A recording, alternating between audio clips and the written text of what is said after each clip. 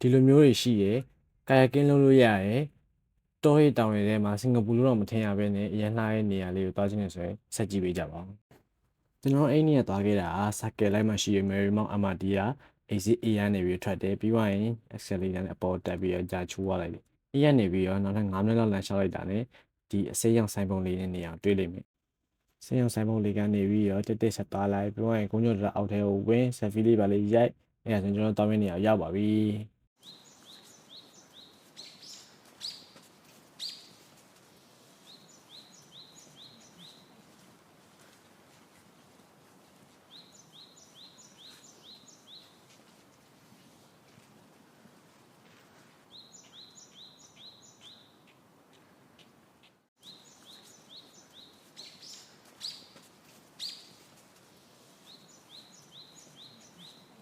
အဲ့ဒီမှာဗျာတိလား trail ကနှစ်ခုရှိရဗျာဒါက forest trail နဲ့ lake trail နဲ့ကျွန်တော်တို့သွားတော့က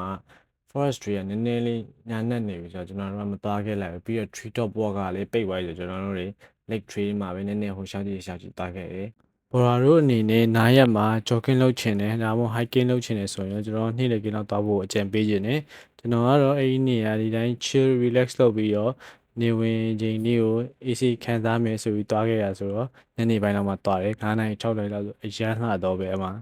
နေရာလေးကလှလားမလှလားဆိုရင်တော့ကျွန်တော်ပုံနာကြည့်ရတော့ဗျာဗီဒီယိုရဲ့နောက်ဆုံးမှာပါတယ်